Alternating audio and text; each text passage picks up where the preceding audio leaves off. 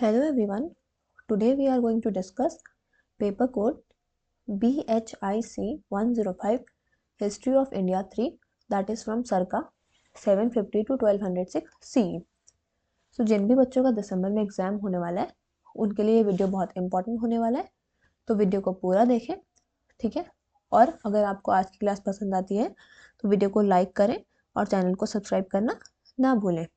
अगर आप लोगों को इस सब्जेक्ट के गेस्ट पेपर परचेज करना चाहते हैं तो आप क्या करेंगे, आप सिंपली गूगल में जाएंगे, वहाँ पे shop.hindustanknowledge.com, ठीक है। आप इस वेबसाइट पे चले जाइए, आपको ऐसा इंटरफेस शो होगा, ठीक है। यहाँ पे आपको सर्च कोड का ऑप्शन दिखेगा। अब आपका जो भी पेपर कोड है, जैसे कि अभी हम देखेंगे BHIC 105, ठीक है। अब यहाँ पे देखिए आपको हिंदी इंग्लिश दोनों ही मीडियम में क्या है, गेस्ट पेपर अवेलेबल हो जाएगा। यहाँ से आप बाय नाउ पे क्लिक करके, ठीक है, यहाँ से गेस्ट पेपर को परचेज कर लेंगे। अगर आपको हमारी वेबसाइट से परचेज करने में कोई भी प्रॉब्लम आती है तो आप क्या करेंगे, आप सिंपली हमारे व्हाट्सएप नंबर पे हमें मैसेज कर देंगे 9580023321, ठीक है। ये हमारा व्हाट्सएप नंबर है, आप इस पे हमें मैसेज करके क्या है, गेस्ट पेपर को परचेज कर सकते हैं। अगर आप गेस्ट पेपर और ये वीडियो को अच्छे से कर लेते हैं तो आप अपने एग्जाम को आसानी से क्लियर कर लेंगे। तो चलिए शुरू करते हैं आज की class. So the first question is, right a note on the rise of Rajput dynasties in early medieval period. यानी कि आपको क्या बता रहे हैं इस क्वेश्चन में कि जो राजपूत डायनेस्टीज थी उसका राइज कैसे हुआ in the early medieval period.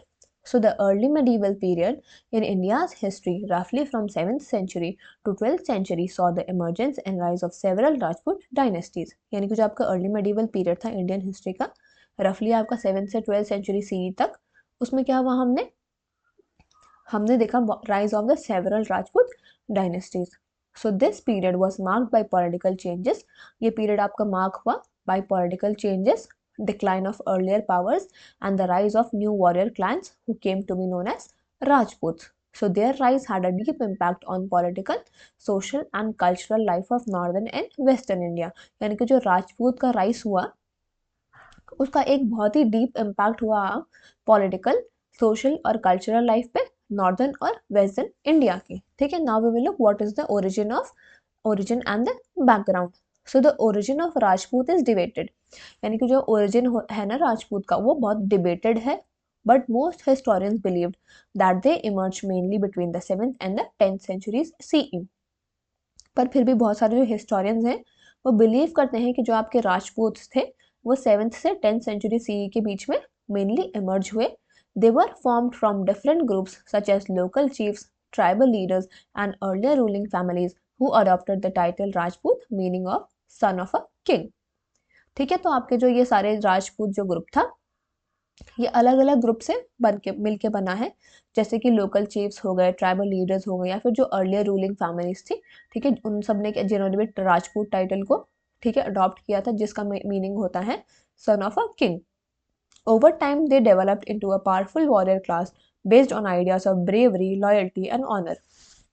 यानी कि टाइम के साथ क्या हुआ, ये एक पावरफुल वॉरियर क्लास में डेवलप हो गए, ठीक है, that was based on ideas of bravery, loyalty and honor. Now we will look what is their political rise. So the decline of major ancient empires like Gupta and later Harsha's empire created a political vacuum in North India. यानी कि जो क्या हुआ था, decline हुआ था ना ancient empires का, जैसे कि गुप्ता एम्पायर था और लेटर हर्षा एम्पायर था, उसकी वजह से क्या हुआ, एक पॉलिटिकल वैक्यूम क्रिएट हो गया आपके नॉर्थ इंडिया में। This allowed several regional powers to rise and many Rajput clans established their own independent kingdom. इसकी वजह से क्या हुआ, बहुत सारे रीजनल पावर्स क्या हुए, राइज हुए, ठीक है, और बहुत सारे राजपूत क्लैंस ने भी अपनी इंडिपेंडेंट किंगडम्स को स्टैब्लिश कर लिया था। तो some of the important Rajput dynasties were Pratiharas among the earliest and most powerful Rajput dynasties, यानी कि ये क्या थे, सबसे अर्लीस्ट और मोस्ट पावरफुल राजपूत डायनेस्टीज थे।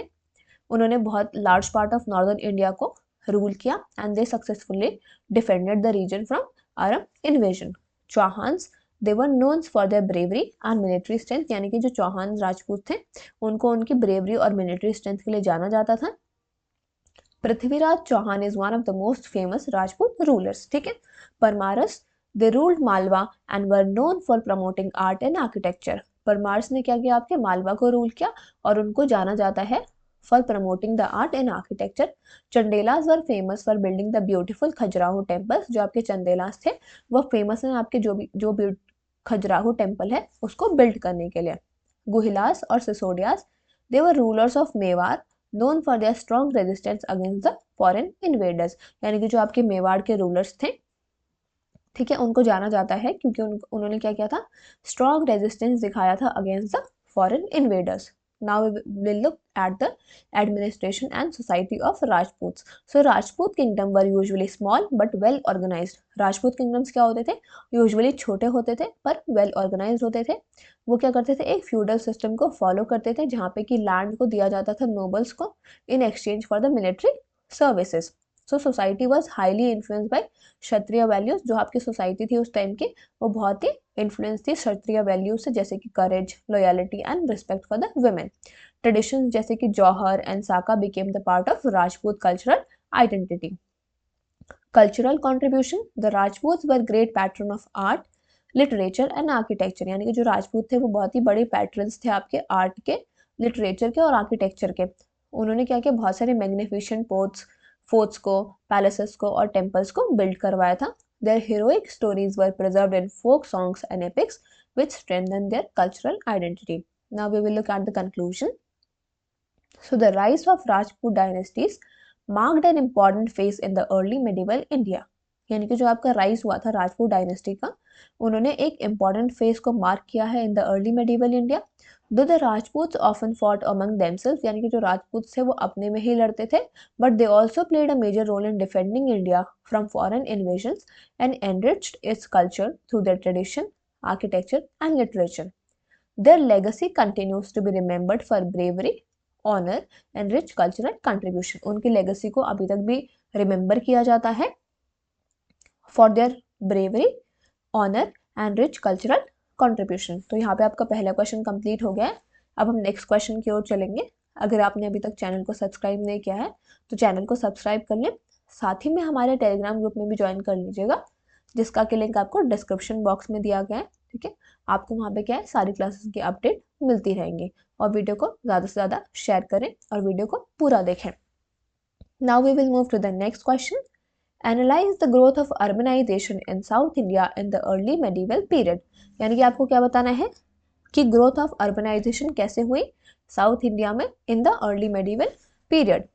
So the early medieval period in South India saw important changes in society, economy and politics. यानी कि जो आपका अर्ली मेडिवल पीरियड है साउथ इंडिया का, उसने बहुत ही इंपॉर्टेंट चेंजेस लाए थे सोसाइटी में, इकोनॉमी और पॉलिटिक्स में. So these changes led to the growth of many new towns and the expansion of older ones. In changes की वजह से क्या हुआ, नए नए towns का growth हुआ और expansion हुआ of the older towns. So the main regions involved was present day Tamil Nadu, Karnataka, Andhra Pradesh and Kerala. जो main regions involved थे इस टाइम पे, ठीक है, वो थे आपके Tamil Nadu, Karnataka, Andhra Pradesh and Kerala. Now we will look what was the role of kings and political stability. Powerful dynasties such as Pallavas, Cholas, Cheras and Chalukyas, they played a major role in urban growth. ठीक है, ये सारे powerful dynasties ने क्या किया था, बहुत ही important role play किया था आपके अर्बन ग्रोथ में. They built new administrative centres, उन्होंने नए एडमिनिस्ट्रेटिव सेंटर्स को बिल्ड किया था, पोर्ट्स और टेम्पल टाउन्स को बिल्ड किया था. फॉर एग्जाम्पल के लिए कांचीपुरम किसने किया था, पल्लवाज ने बिल्ड किया था. तंजावुर आपके चोलाज ने बिल्ड किया था and they developed into the major cities. So political stability encouraged trade, craft production and culture, all of which supported urbanization. तो जो आपका political stability था उसकी वजह से क्या हुआ, आपका trade, craft production और culture encourage हुआ. ठीक है, all of which supported the urbanization. Rise of temple towns. Temples became the heart of urban life during this period. इस टाइम पे क्या हुआ, जो आपके temples थे वो heart बने of the urban life. They were not just religious places but also economic and social centres. ये सिर्फ आप रिलीजियस प्लेस नहीं थे बल्कि एक इकोनॉमिक और सोशल सेंटर भी बन चुके थे. Temples received land grants, collected taxes and employed large number of peoples such as priest, dancers, artisans and labourers. Towns like Srirangam, Kachipuram, Madurai and Chidambaram grew around great temples. यानी कि towns जैसे कि आपके श्रीरंगम हो गए, कांचीपुरम हो गया, मदुरई हो गया, चिदम्बरम हो गया, ये क्या है, ये नए नए ग्रेट टेम्पल्स के अराउंड, ठीक है, ग्रू हुए थे. So the temple economy encourage the setting up of markets, workshops and settlements around these complexes. So these made temple towns important hubs of the urbanization. इसकी वजह से क्या हुआ, जो आपके temples towns से बहुत important hubs बने urbanization के. Growth of trade and commerce. South India had active inland and overseas trade. यानी कि साउथ इंडिया में क्या है आपका एक्टिव इनलैंड और ओवरसीज ट्रेड है. Ports on the east and west coast connected India with Southeast Asia, China and the Arab world. जो आपके पोर्ट्स हैं ईस्ट और वेस्ट कोस्ट में, ठीक है, इंडिया में, उन्होंने कनेक्ट किया with the south east Asia, China and the Arab world. Important ports जैसे कि Mamallapuram, Kaveripattinam, Muziris and Nagapattinam, they expanded during this time. Trading groups such as the Ayovol 500, Manigramam and Ajuvanam became very influential. यानी कि इस time पे क्या हुआ, आपके जो ट्रेडिंग ग्रुप्स है वो बहुत ही इन्फ्लुएंशियल बने. They protected traders, built rest houses and controlled the long distance trade. इन्होंने क्या किया, ट्रेडर्स को प्रोटेक्ट किया, रेस्ट हाउसेस को बिल्ड किया और लॉन्ग डिस्टेंस ट्रेड को कंट्रोल किया. Their activities led to the growth of market towns and trading centers. Development of craft production. Urbanization was supported by specialized craft groups. जो आपका urbanization था वो support हुआ आपके specialized craft groups के द्वारा. Weavers, metal workers, carpenters, sculptors and potters, they lived in the clusters within the towns. यानी कि clusters में रहते थे within the towns. South Indian textiles, bronze images and precious metal works became famous and were exported abroad. यानी कि जो आपका south India का टेक्सटाइल था, ब्रॉन्ज के इमेजेस थे और प्रेशियस मेटल वर्क्स थे, ये क्या हुआ, फेमस बने, ठीक है, और ये इनको अब्रॉड में एक्सपोर्ट किया जाता था. Guilds of artisans maintain quality and manage production helping cities prosper. जो गिल्ड्स थे आर्टिसंस के, ठीक है, उन्होंने मेंटेन की क्वालिटी और मैनेज किया प्रोडक्शन को, जिसकी वजह से सिटीज क्या हुई, प्रॉस्पर हुई. Agriculture expansion and surplus. A major reason for urban growth was the development of agriculture. जो आपका एक मेजर रीजन था अर्बन ग्रोथ के लिए वो था development of agriculture. New irrigation systems such as tanks, canals and embankments were built specially under the Cholas. यानी कि नए इरिगेशन सिस्टम जैसे कि टैंक्स हो गए, कैनाल्स हो गए, एम्बैंकमेंट्स हो गए, इनको बिल्ट किया गया था specially under the Cholas. Better farming created surplus food which supported non-agricultural populations in towns such as traders, priests and craftsmen. यानी कि जो बेटर फार्मिंग थे उन्होंने क्या किया, सरप्लस फूड को क्रिएट किया, जिसकी वजह से नॉन एग्रीकल्चरल पॉपुलेशन को सपोर्ट हुआ इन द टाउन्स जैसे कि traders, priest and craftsman. In conclusion we can say that urbanisation in early medieval South India was the result of multiple factors. यानी कि जो आपका अर्बनाइजेशन हुआ था अर्ली मेडिवल साउथ इंडिया में, वो रिजल्ट था ऑफ अ मल्टीपल फैक्टर्स जैसे कि strong kingdoms, flourishing trade, thriving temples, craft growth and agricultural prosperity.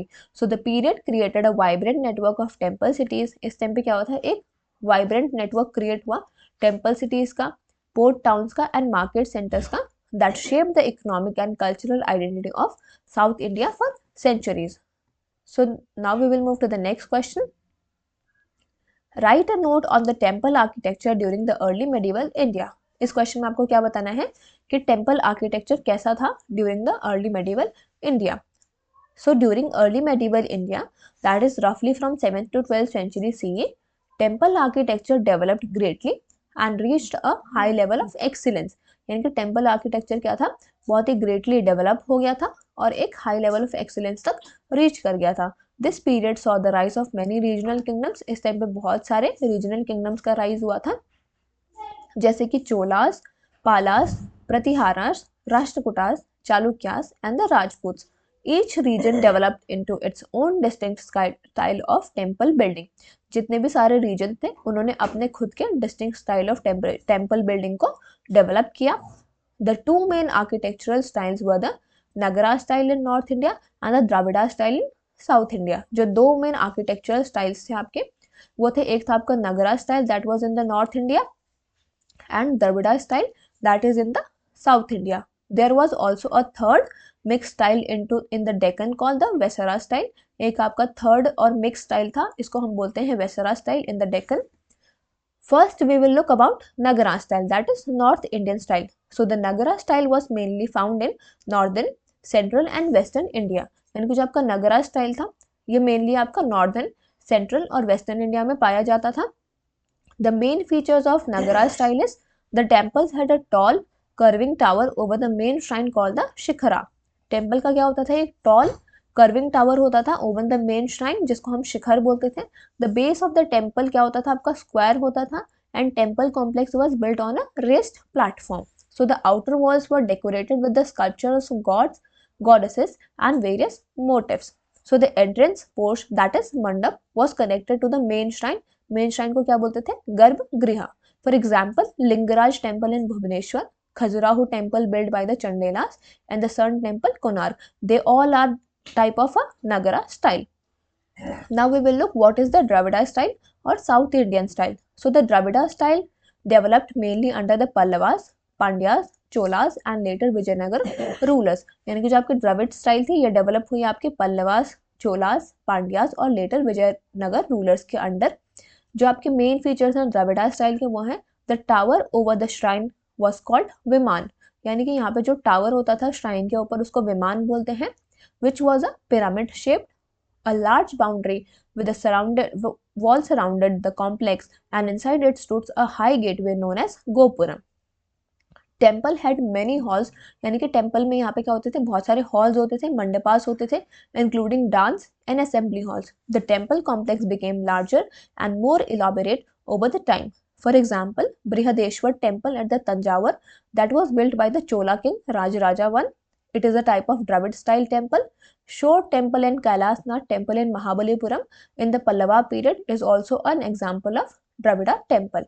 Now we will look what is Vesara style or the Deccan region style. So the Vesara style was a blend of Nagara and Dravida style. यानी कि a mix जो था आपका नगर और Dravida style का उसे हम viscera style बोलते थे. ये डेवलप हुआ था आपका mainly under the Chalukyas and Rashtrakutas. The main features of Vesara style is combination of curving and pyramid shaped towers, rich carvings on pillars, ceilings and walls, use of sandstone or basalt stone. Examples of Vesara style is Kailash temple at Aurora that was carved out of single rocks by the Rashtrakutas.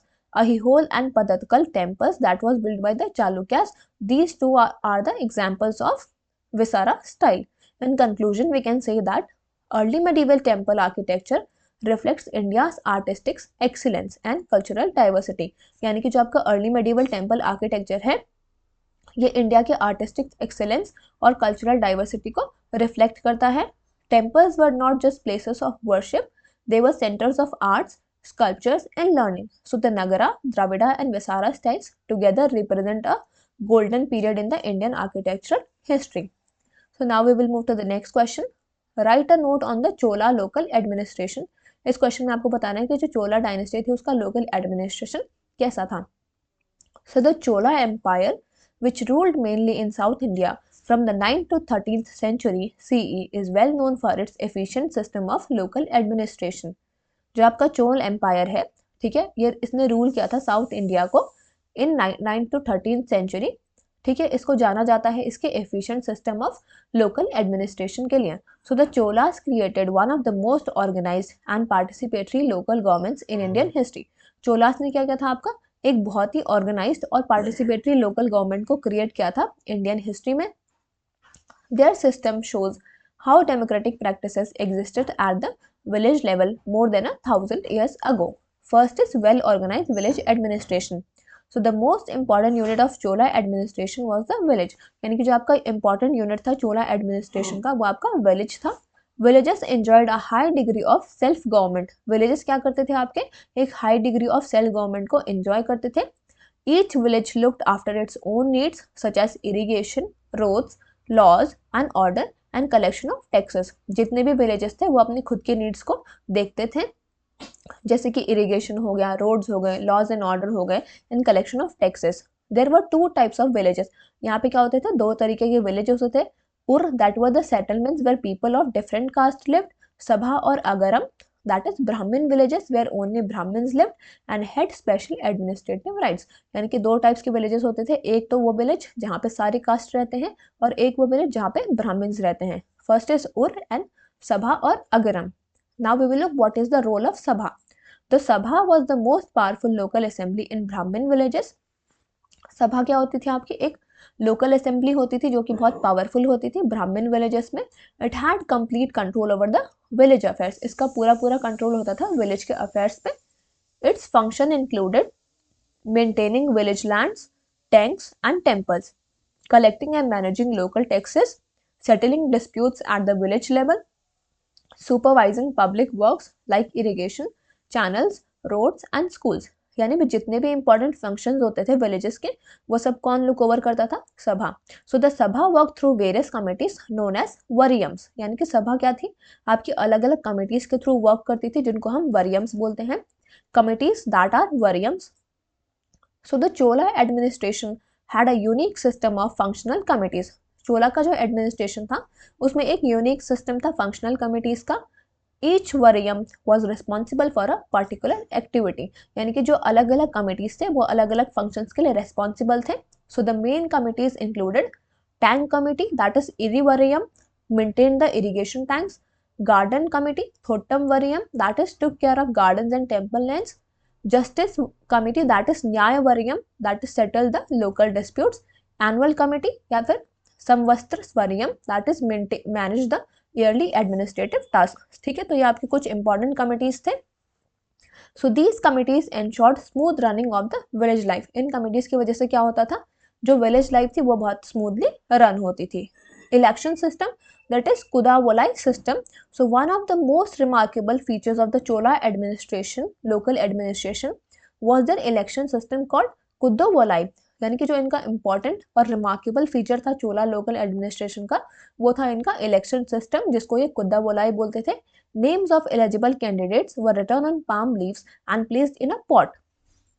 A child was asked to pick one leaf and chosen person became the committee member. यानी कि जो भी candidates होते थे, जितने भी eligible candidates होते थे, उनके नाम को पाम लीव्स पे लिखा जाता था और एक पॉट में प्लेस किया जाता था. फिर एक चाइल्ड को आस्क किया जाता था कि वो एक लीफ को पिक करे और जिसका भी नाम आता था उसको कमेटी का मेंबर बना दिया जाता था. क्वालिफिकेशंस क्या क्या चाहिए होती थी. First is good character, knowledge of the Vedas, owning property, not having served in the last 3 years. So this method reduced corruption and maintained fairness. इस मेथड की वजह से क्या हुआ, करप्शन भी रिड्यूस होता था और फेयरनेस मेंटेन होती थी. Revenue and public works, villages collected revenue through taxes and used it for public welfare. Villages क्या करते थे, रेवेन्यू को कलेक्ट करते थे थ्रू टैक्सेस और उसको पब्लिक वेलफेयर के लिए यूज करते थे. So the Cholas built excellent irrigation system including tanks, canals and dams. Local assemblies played a big role in maintaining this system. जो भी लोकल असेंबलीज थी उन्होंने बहुत ही बिग रोल इसमें प्ले किया है in maintaining the systems. In conclusion, we can say that the Chola system of local administration was highly efficient, democratic and people centered. यानी कि जो आपका लोकल एडमिनिस्ट्रेशन का सिस्टम था चोला का वो बहुत ही एफिशिएंट था, डेमोक्रेटिक था और पीपल सेंटर्ड था. यहाँ पे क्या देखने को मिलता है हमें कि विलेज असेंबलीज हुआ करती थी, कमिटीज हुआ करती थी और एक यूनिक इलेक्शन सिस्टम हुआ करता था. तो चोलाज ने क्या किया, एक मॉडल ऑफ सेल्फ गवर्नेंस को क्रिएट किया था जिससे कि उनकी प्रोस्पेरिटी और स्टेबिलिटी इंश्योर होती थी through the empire. So their administrative practices remain an important part of India's historical legacy. ठीक है, तो यहाँ पे आपके जितने भी इंपॉर्टेंट क्वेश्चंस थे वो कंप्लीट हो गए. वीडियो को पूरा देखें और वीडियो को ज़्यादा से ज़्यादा लाइक करें.